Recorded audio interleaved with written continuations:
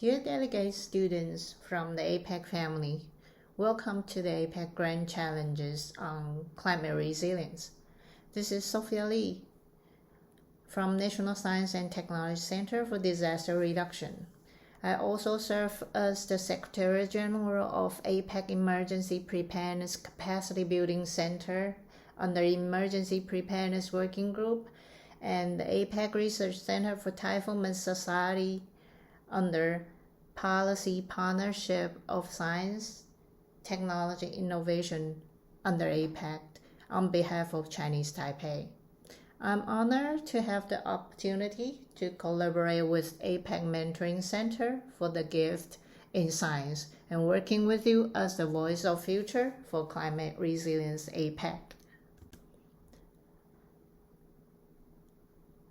This is a short bio of mine. It provides you some brief information of where I'm come from, my educational background, and also 20 years of endeavors under APEC and United Nations structures, from business continuity planning to disaster management, information technology, and also the media, social media collaboration partnership through public-private partnerships. Under APEC, we work a lot of collaborations with partners to the United Nations structures under UNOCHA and UNISDR. In the year of 2015, there's a very important disaster risk reduction framework emerged as a framework to guide the global and disaster preparedness. Also in the same year, under APEC, we have APEC Disaster Risk Reduction Framework to echo the mandate and themes under Sendai Framework for Action, and collaborated to deliver the global efforts under APEC and the international organizations. We have been partnered through a lot of projects, which I will introduce it lately, one by one for your references. Today's topic is very unique. I have been putting this together for 20 years. To summarize the working experience for my past, to deliver some of the concept for you to conduct the upcoming multi-economy research under APEC, which is Global Partnership on Human Security for Climate Resilience. Human security means safety from chronic threats such as hunger, disease, and repression, as well as protection from sudden and harmful disruption in the pattern of daily life, whether in homes, jobs, or communities. In the past decades, climate impacts, crisis, disaster strike, and also the COVID-19 spreading is becoming a hot topic, which will give you a brief idea that those kind of impact is increasingly arise the human security around the globe. Unpredictable rainfalls and extreme weather events, which so-called the climate crisis, can trigger competition for food and water, declining agricultural output, which leads to the fruit price sky high, losses of income for broad segments of the population. On the other hand, drought, floods, storm, and sea level rise are already causing more than 20 million people to leave their homes and move to other areas in their economy each year. Climate change is often called a threat as intensified resources scarcities and worsen existing social, economic, and environmental factors. Here are 5 ways that I listed in this slide, which can give you some of the ideas what is impacting human security. First of all, as the planet warms, longer and more intense drought leads to soil erosion, dry out glassing lands, and reducing crop yields.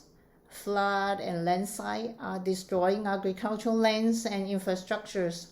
Water resources are getting increasing fewer. Diminished arable lands and unpredictable water resources are exactly the tension between farmers and herding community, as well as ocean fishery in many of the places, which including the area, the economy, business and production being interrupted by supply chains disrupted. The second, when climate crisis and disaster strike, farmland and threatened coastal fishery food production suffered. High price of the food, which will trigger the higher hunger rates, combined with existing inequities and political and social exclusions, which means you will suffer the social disorder if there's cascading impact, which leads tremendous changing in the patterns of the production and also make the people to move. Take an example in Peru this year. The rapid change in temperature interrupted the crop plantation schedules, and farmers need to go higher in altitude to plant the original crops, such as potatoes, in their indigenous tribe this year. So take a look at some of the Pacific Island coastal eruption increases temperatures and sea level rise have threatened their coral reefs, and coastal fishery increasing tensions over diminished food supplies. That is the example we have found in Australia and some of the Pacific Island economies in Brunei and Papua New Guinea. As global carbon emission economy to climb, the impact of climate change are increasingly displacing people around the world. Due to hazards resulting from extreme weather events such as intensive heavy rainfall, prolonged drought, and environmental impacting area, creating some of the sea level rise and cyclones.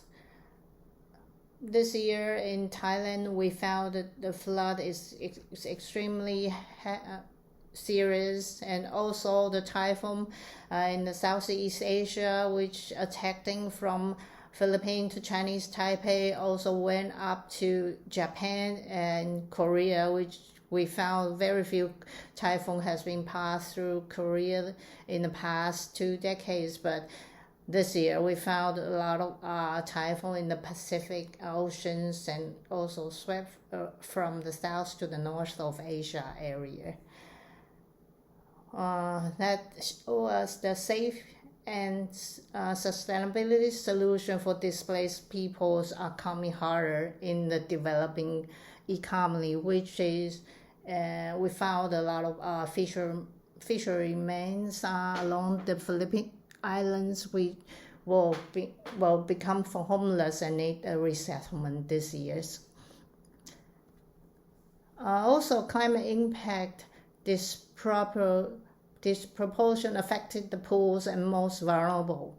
People with low incomes are the mostly to depends on the resources provided by nature. In the developing economy, a large part of the population depends directly on activities that they are mostly affected by climate change, such as in agriculture, forestry, and fishery industry. Finally, the women are often impacted the most because women are often responsible for the climate impact in the communities and also in the family to shoulder the protection duties in the area. especially in the remote rural area.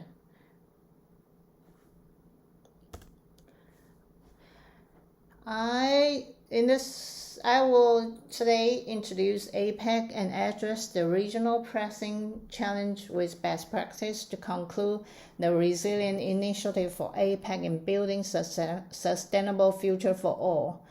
Firstly, I will start from introduce what is APEC and what is APEC's human security agenda do to help social stabilities to tackle the disaster and climate crisis by providing the best practice of the smart policy and solution implemented lately in the past decade under emergency preparedness working groups and the policy partnership of science, technology, and innovation. We have promoting the APEC Resilient City and Community Initiative towards climate resilience APEC and host APEC Resilience Week from time to time. What is APEC?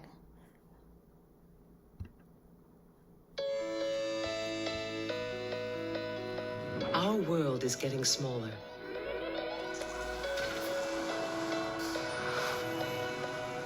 People, businesses, and economies grow closer together. At APEC, we imagine the possibilities when there is dialogue and cooperation. When diverse communities work together through trade, good things can happen. More choices for consumers. More business opportunities. More jobs. And better standards of living for all. At APEC, we make this a reality by advancing free trade for Asia-Pacific prosperity. Established in 1989 with 12 economies, APEC's membership now totals 21. Recognizing the pace of implementation for differing levels of economic development, APEC leaders in Bogor, Indonesia committed in 1994 to achieve the goal of free and open trade and investment in the Asia-Pacific no later than 2020. This is the fundamental commitment that shapes most of what we do. So how have we set about achieving these goals? Through three broad work areas: trade and investment liberalization, business facilitation, and economic and technical cooperation, also known as APEC's three pillars. The first pillar, trade and investment liberalization, focuses on opening up markets and integrating economies in the region. The second, business facilitation, aims to improve the ease of doing business and reduce trading costs across economies. The third, economic and technical cooperation, enables businesses to take advantage of global trade in a sustainable way. APEC helps the transition towards regional economic integration by ensuring that people are well placed to gain from global trade in the long term. From helping small businesses get loans and access foreign markets, to educating youth in the use of information technology, and empowering women to play a bigger role in APEC economies. A tough challenge, sure, but consider this. There have been significant reductions in average tariffs in APEC over the past 20 years. Trade facilitation, which makes it easier, cheaper, and faster to trade across borders, has also saved businesses billions of dollars with initiatives like simplifying customs procedures and making it quicker for business people to travel with the APEC Business Travel Card. Structural reform makes doing business easier and helps ensure higher quality growth across the APEC region by promoting competition and developing stronger social safety nets. APEC's work on reducing tariffs positively impacts trade and investment and overall development. Over a span of 10 years, the GDP of many APEC economies grew dramatically. Employment increased significantly, and poverty was greatly reduced. Going beyond traditional trade and investment areas, APEC also undertakes work that reflects new regional challenges. Implementing projects that help the region reduce disruptions in the supply chain in the event of a disaster. Developing guidelines and building the capacity of economies and businesses to help them deal with pandemics. and focusing on strengthening energy security to help build a sustainable future. But as the world grows ever smaller and economies grow closer, APEC's role becomes ever greater and more relevant, so that as incomes rise, poverty falls, and the gap between developing and industrialized economies narrows, there really can be progress for all. APEC, advancing free trade for Asia-Pacific prosperity.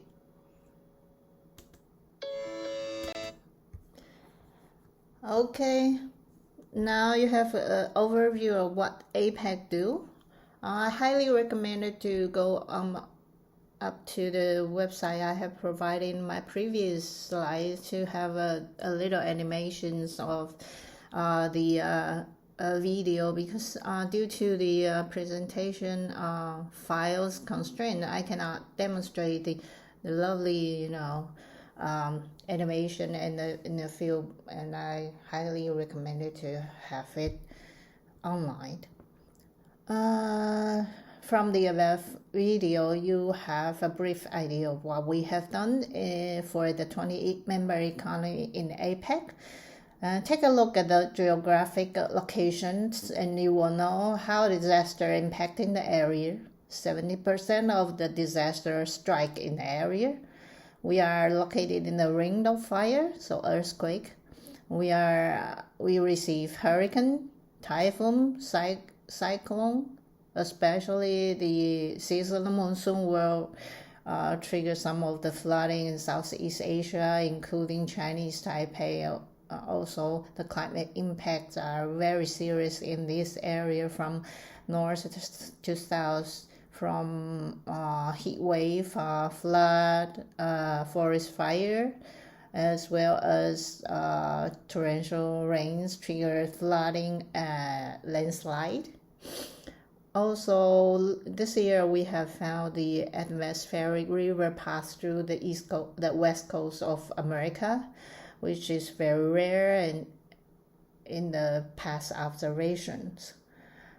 We understand that what APEC do and what the member economy are being challenges, such as disaster and extremely crisis, as well as the COVID spreading since 2020. The economic have been suffer a lot, but we found a lot of solution and learn from the past experience, and I would like to share with you for brainstorming your research area for groupings. From the previous introduction, we all know that in this area mostly are small and medium enterprises, which is one man or one person or one woman companies supply the whole areas in a critical contribution to the GDPs in the area. As mentioned, that 70% of global natural disasters strike the area, so we have received a lot of impact on property losses and human life losses in a year. That we have been developed some of the human security agenda under APEC to better protect and safeguard the business activity in the regions. This is the structure I would like to show you and indicate two of the most important centers under APEC, which is in charge of the disaster preparedness and the science, technology, and innovation under Emergency Preparedness Working Group and PPSTI Working Group, which creates the synergies under APEC to provide a sustainable future. On behalf of Chinese Taipei, we welcome this valuable initiative facilitated the use science for climate resilience APEC. Because I have run two of the APEC Center and collaborated with APEC Climate Center as well, we do look forward to find this is valuable for the future development for implementing in the upcoming decades. we would like to take this opportunity to introduce you the current progress of promoting the APEC on climate-related initiative for sustainable and inclusive growth. This is two of the milestones, as I mentioned in my previous slide. In the very important year of 2015, we have two of the framework which structure the disaster reduction scenario with visions toward the futures for building disaster resilience economy for all. APEC initiative has been contributed to the global society and launched the APEC disaster risk reduction framework in the year of 2015 for achieving the sustainability goal. And I have been navigating two of the center under EPWG and PPSTI to facilitate, initiate, and implement some of the capacity buildings under APEC to structure the backbone of resilience to connect, innovate, prosper APEC for building a sustainable future for tomorrow. In light of the 2020 initiatives, we have been echo APEC Korea themes, building a sustainable tomorrow to connect, innovate, and prosper, and the policy priority for 2024, sustainable growth for resilience development. Emergency Preparedness Working Group and policy partnerships on science, technology, and innovation shoulders the APEC human security agendas on science, technology, and innovation for disaster risk reduction and climate change adaptation to facilitate business opportunities on supply chain resilience since 2011 after the Great East Japan earthquake and tsunami. In order to mitigate the possible risk at community level, also we would like to develop member economies to facilitate the continuity planning for disaster preparedness. Two of the center I have operated has been implementing projects and activities to achieve key stakeholders engage knowledge exchange on cross-cutting issues.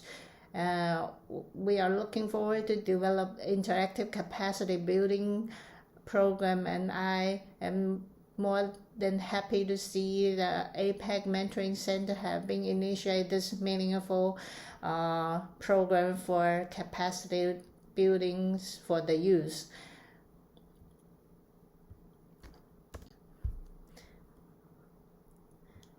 This is the two of the center which have been aimed at the same goals to invite and invest joint efforts on developing regional resilience against natural disaster.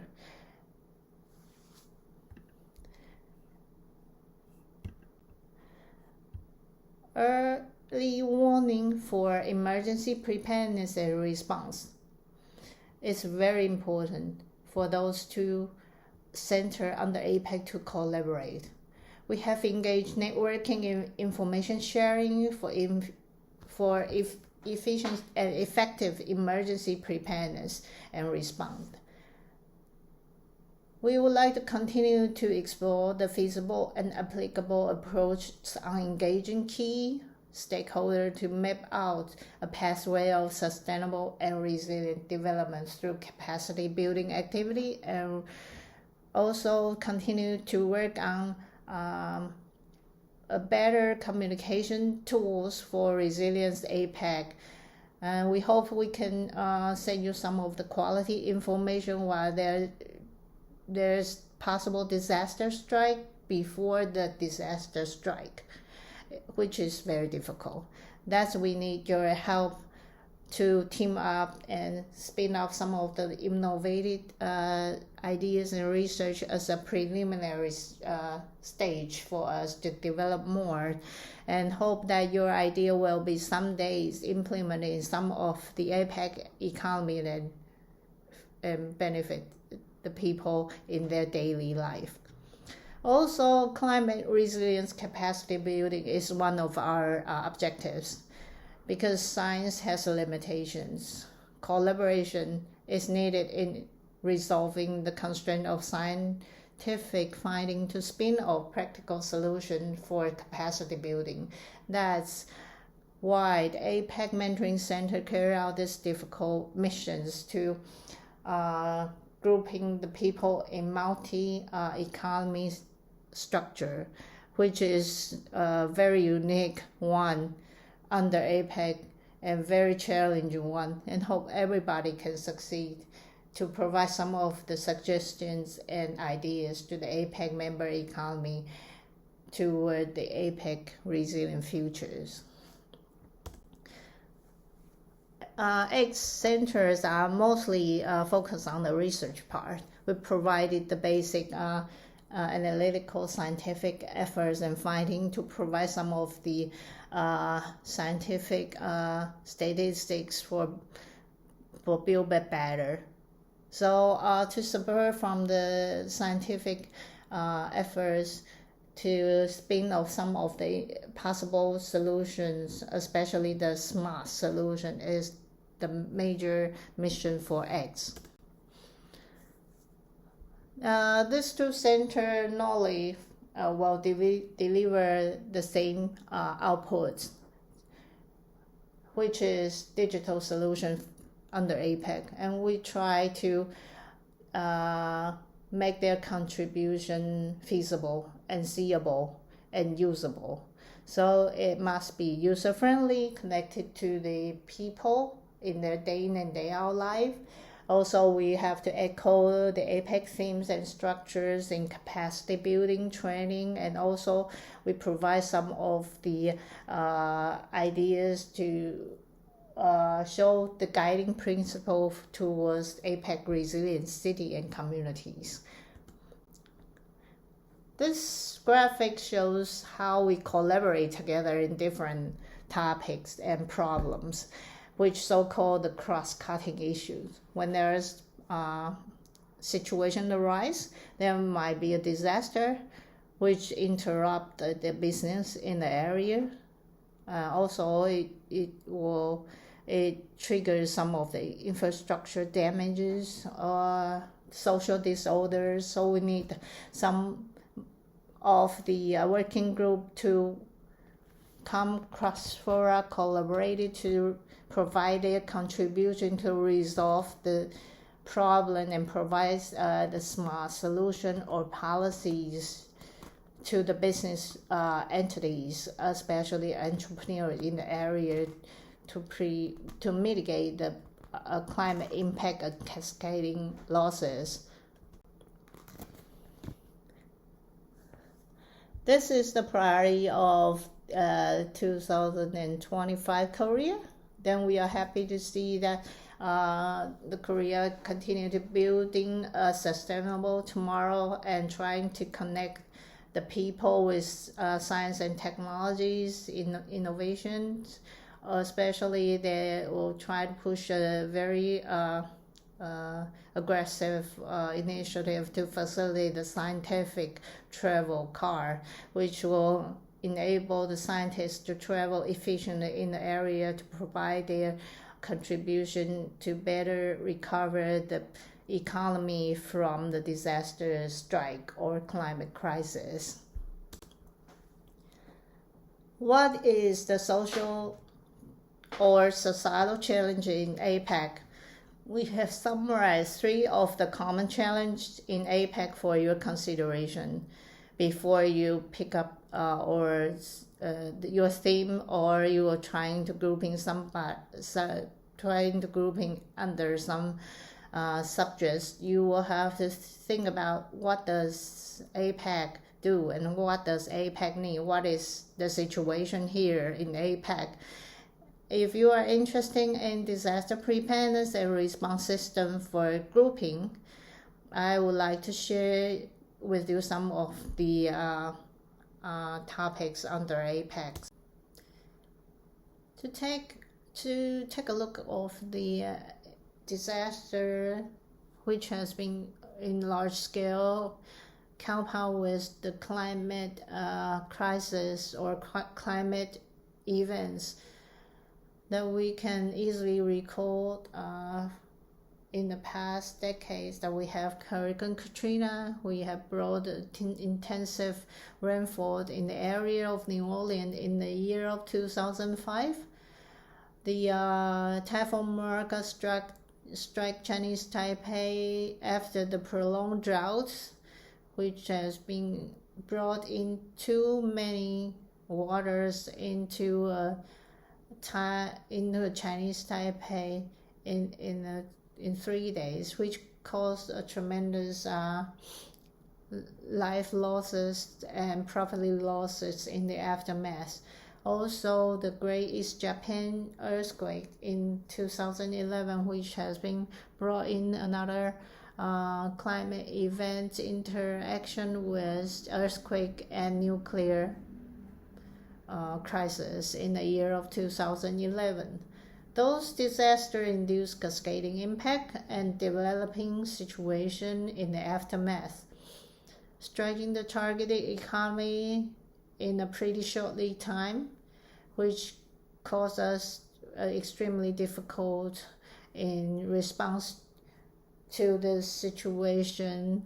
And also the most difficult part is the data management and collecting period of time. Mostly we didn't have any data prior to this kind of disaster strike in greater and larger scales. We don't have any historical statistic as well in this kind of tremendous events interacting with the climate crisis. So we may need some of the tool to build up scenarios for planning and drills. If you can provide some of the ideas to design of information system to raise risk awareness for communication, which will be great contributions under this program.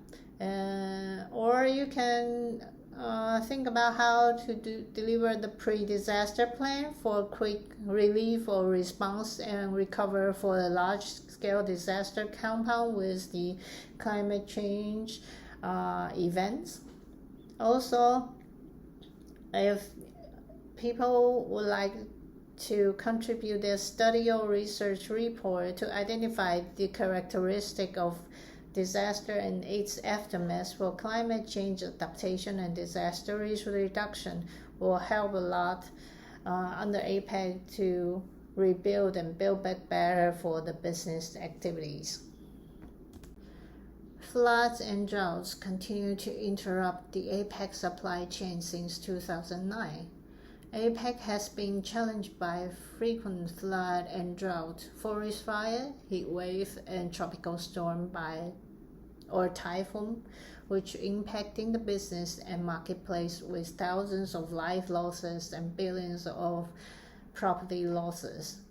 We need to team up for a smart solution to overcome the grand challenges.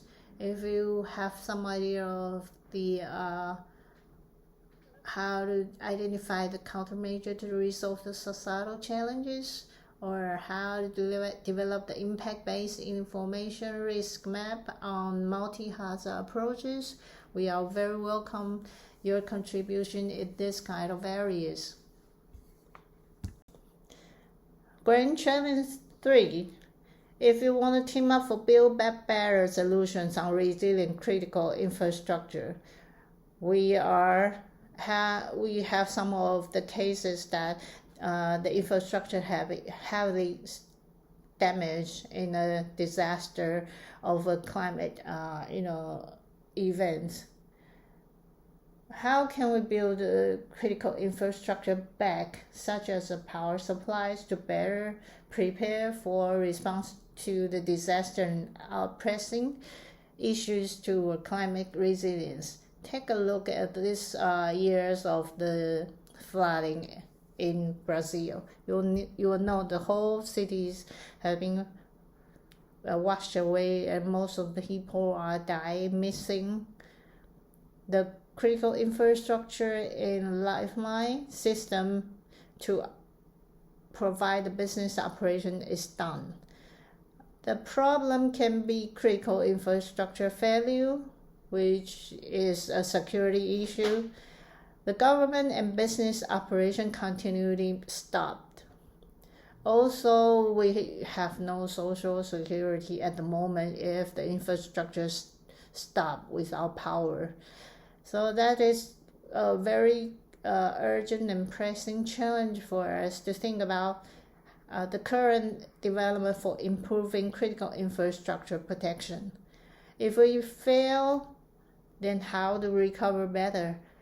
If there's any way that we can avoid fail.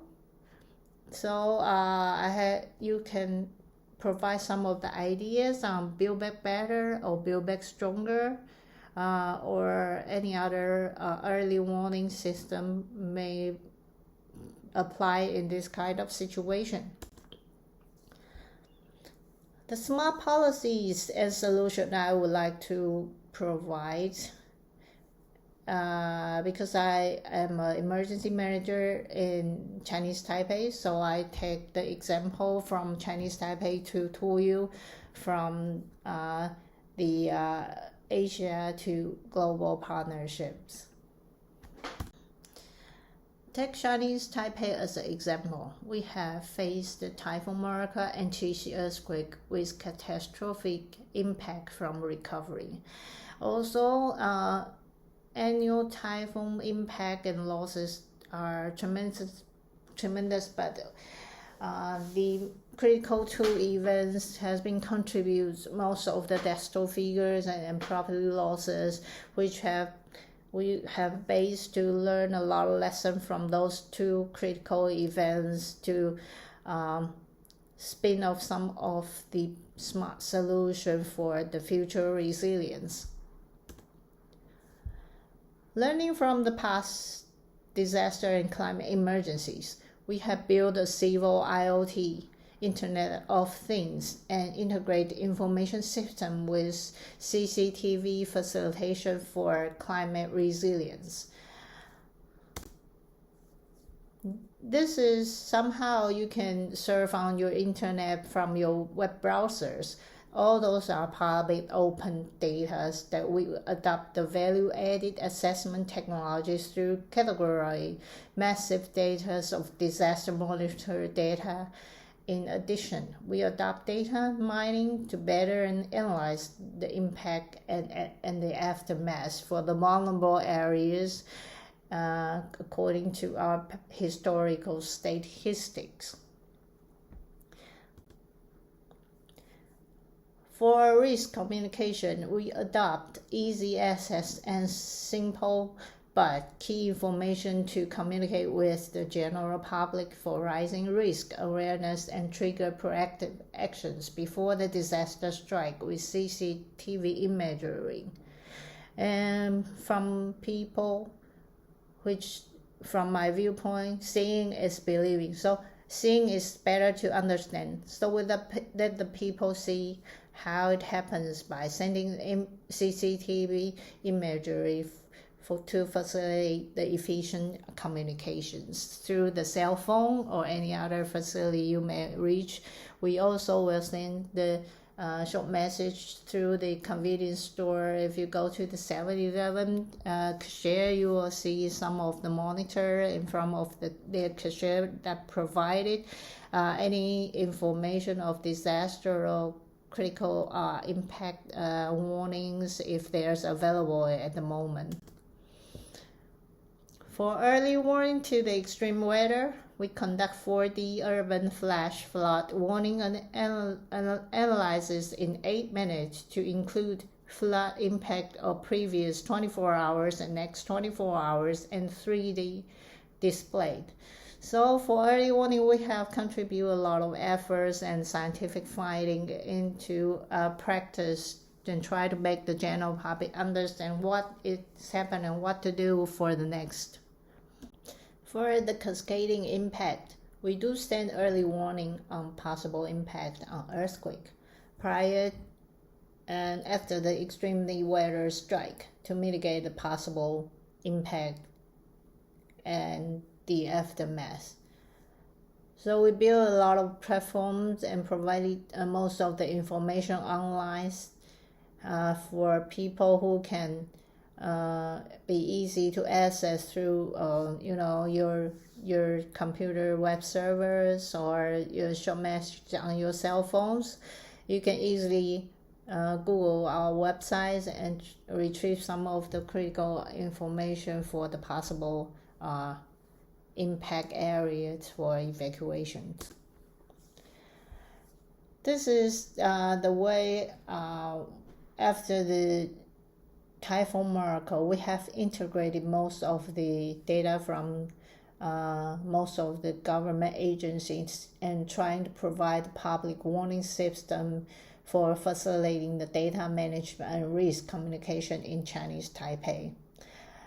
This is how we would like to think of after Typhoon Miracle, almost 700 people died. We learned great lessons that we need a system to integrate all the data.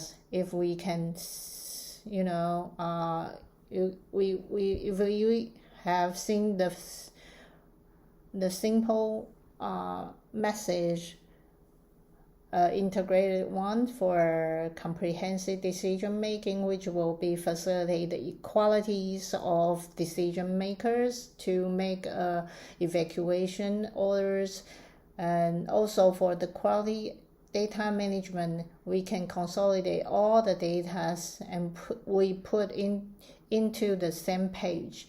If the emergency responder and the general public can have the comprehensive information in a GIS formation, they can better manage the situation for the upcoming impact. So after Typhoon Miracle, the public warning system has been established to facilitate data management and risk communication by sending the short messages through mobile and cell phone to the general public. And also you can have some of the structure here I listed for your references. We have a lot of different kind of disaster which will be monitored by the different agency in charge, but they will send the online updated just-in-time data to our cell broadcast entities. The entity will generate some of the automatic information for verify before we send it into the general public as a short message through your cell phone. We also have a government program to resolve the climate crisis through research and development on climate change adaptation for knowledge sharing. We utilize the findings from the academia for implementation at the smart solution here in Chinese Taipei. Take an example of the dairy industry. If the temperature rise and the heat, for instance, the heat wave strike, the dairy industries will suffer. Their cow cannot milk as much as milk in the summer times. So if we monitor the situation gonna happen in the past, in the upcoming 6 months, we will send alert warning to the community, especially as the farming industry or herding industry. They will facilitate some of the air cooling system in time for cow to be better to produce as much as milk as it was in the summertime. So mostly our climate change solution is very daily life impacting solution to trying to help the farmers or the fishermen to better manage their day in and day out productivities. The very important APEC Resilience Week. We have hosted the first APEC Resilience Week in the year of 2019 to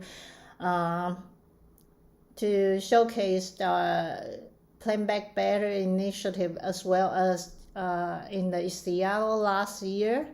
We have showcased some of the climate resilience solutions and recommendation principles to the APEC families. There's two very important publications lately I would like to introduce you. You can online download it from the website I have indicated here for the AYSC annual meetings summaries, but another summaries are still undergo the APEC review and perusal at the moment. I will send the information once it upon APEC's approvals. So the only one here is on the APEC official website. Please download if you are interested. It will provide the full abstracts of the following project I will introduce to you related to the climate resilience. These events happened last year in August in Seattle. Yes, we host this event in the margin of Zone 3. Zone 3 is the senior official meetings. To the co-sponsoring economies are Japan, Mexico, Papua New Guinea, and the United States. Especially thanks to the United States, Korea, Thailand for the co-hosting contributions. Firstly, Brunei calls for collaboration under EPWG. As the APEC island countries, Brunei suffered the sea level rise. So the government official would like to accelerate SDGs and climate actions for adaptations and call for collaboration to help the Brunei to better prepare for the climate crisis. Another example that from the publication, I will have the slide and also the winner of the championship too. This initiative is initiated by the United States and trying to call for elevating the APEC climate entrepreneur, which has been encouraged the women in scientists to better illustrate their contribution under APEC. For more detail, I have been addressed in the previous mentioned publication online. Another project which you may feel interested lately is to partner for inclusive to APEC resilient city and community, which is the USGS project partner with Thailand government for inclusive towards APEC resilient city and community. We will provide the prototype of a wildlife health information management system to monitor the bird flu, the aviation of pandemic, if there's birds travel from the north to south or south to north. In the APEC economy, you also carry the virus and impacting the industry and agriculture, farming, herding communities. So the whole system collect most of the data for the further climate resilience. This project has been initiated by the United States, FEMA, USAID, UNDR, BMBO of Indonesia, and United Nations, also the University of Hawaii, collaborating to accelerate the sustainability development goals and climate actions for adaptation in APEC. Through the investing in human capital for disaster management, University of Hawaii provides a lot of training. There's a center-based program who can tool you from the very basic to the advanced programs. In that publication, also the highlight will be the Japan project, which has been partnered with Thailand to strengthen supply chain connectivities on business continuity management to tackle frequent flood. It is a 5-year project, but due to the COVID spreading, it extended for another 1.5 years, caused with tremendous outcomes and output. For your reference, please have a look of my publications online. This is very important in APEC because most of the floods happen in Thailand, and Thailand also a very critical automobile parts manufacturing economy, also the ICT parts manufacturing economy in Asia supply chains. So once if the Thailand flooded, the whole supply chains from south to the north will be interrupted from downstream to upstream. So you may suffer from no parts for your cars or no parts for your 3Cs devices due to the Thailand flood. So we'll try to illustrate how important this project is to the APEC, and hope you are understanding that APEC is a business-oriented associated collaboration alliance to better protect the business activity in the region. So take care of business and operation activity is the top priority in this region. The NOAA in the United States initiated this important project under APEC. NOAA coordinates science and research for responding to the climate crisis under the sea and tackle the heat wave, also the drought, hurricanes, as well as forest fire. It provided information on the system for people to better prepare for the heat waves.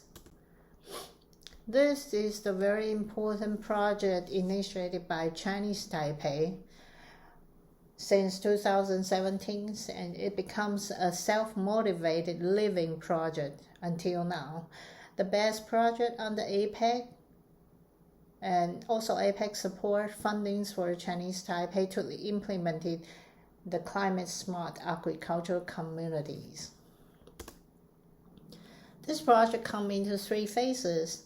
The first phase is still mainly the initiated on-site survey and try to understand what the local needs, planning for the locals, asking what is their preference of food, vegetables, and understanding their lifestyle. This is the preparation for the resilience plantation. In the second phase, we have inaugurated the learning garden in the school. We try to use the school as a lead. If school take a lead, and they will educate the students and trying to spread out the concept, ideas, and the students and the faculties can constantly taking care of the learning garden when they are in schools. for a vegetable plantation in the community. The third phase is to show the achievement of their plantation, their harvest in Chinese Taipei. We have actually not a harvest, but 60% of the harvest is the great consequence for the first time plantation. In the year of 2019, we have suffered the prolonged drought in the first half year of 2019 in the Philippines. Then after that, we have suffered a flash flood after the prolonged drought. So we have been totally challenged by the climate crisis, and also we succeed from most of the harvest of the flower and vegetable for the day in and day out activities, which I think feel very honored of their endeavors in this project. Surprisingly, after the project being closed in the 2019, the community feel like it, so they continue to operate the garden farming and school farming. So the farms continues to be self-motivated and self-sufficient with their harvest. In the year of 2020, when the COVID strike, Philippines declared the lockdown of the city.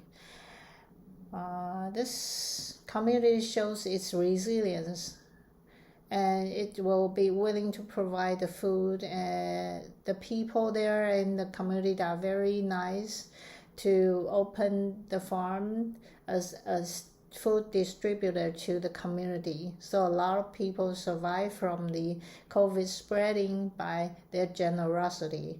This is also the very good example of the people who need help, and someday they became a helper to others. This very unique best practice have been shared in the APEC, in the Asia Pacific Ministerial Conference on Disaster Risk Reduction in Brisbane, which we receive a lot of echoes and requests for trainings to develop similar projects thereafter. In the disaster, crimes and social disorder came along with government corruptions. The digital economies can be jeopardized, and emergency preparedness and relief goods and service cannot possibly to reach out to the people in the affected area. That's why under APEC, the United States initiated this important project to show us how to be resilient in time of disaster and climate crisis, and how can we ensure that an open and transparent for building resilience. The project showcased the smart solution contractor dashboard to enable the general public to access to the information on federal funds and government loans spending in response to particular crisis. That's by monitoring the money flow, then we can ensure that people reach the people in need.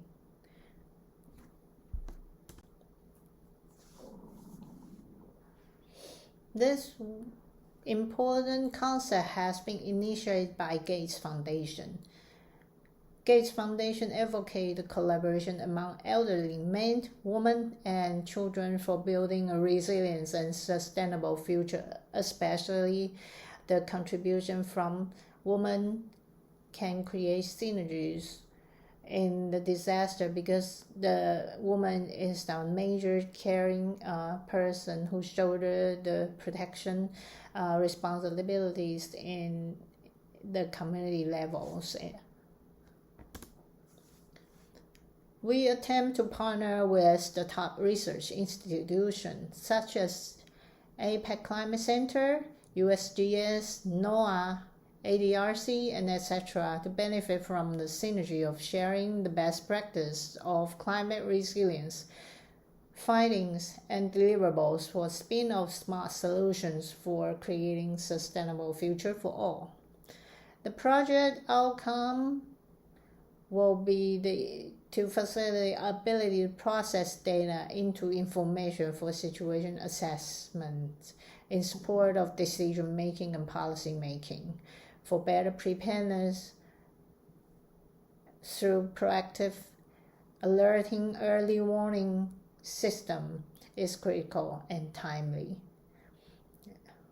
EPCC and X, two of my centers, are encouraging continuous investment in science, technology, and innovation for resilience on climate change adaptation and disaster risk reductions in line with the sustainability goals for collaboration, adaptation, and cohesion policy making towards climate resilience APEC.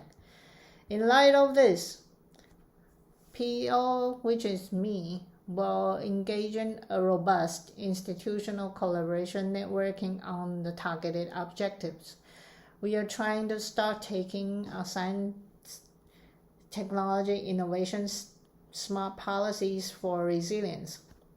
And also we promote climate entrepreneurs, and we enabling the science, technology, innovation environment, and try to enhance interoperability of system or between systems.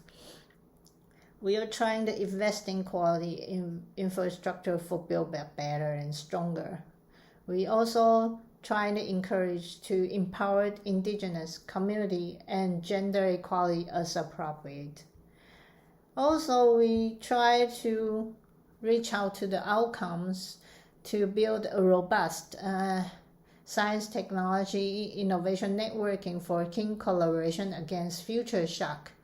Networking to deliver future SDI smart policy recommendations, solutions, strategies, and approaches toward climate resilience. We hope that APEC, through these efforts, we can enhance public and private partnership for resilience and connectivity for communications. APEC will also publicate this project summary after the project ends to benefit the capacity building after the events, to widely share with most of the APEC member economy and beyond. Summarize the crisis that we have been faced during the past 2 decades. We have brainstorming the smart solutions to facilitate digital economy through better prepare for, response to, and recover from the disaster and climate crisis amidst pandemic spreading.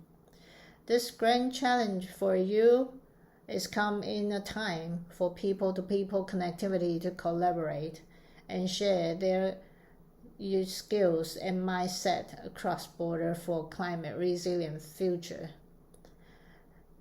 We highly value your contribution to join the APEC family for building an open, dynamic, resilient, inclusive, sustainable, and peaceful region for all.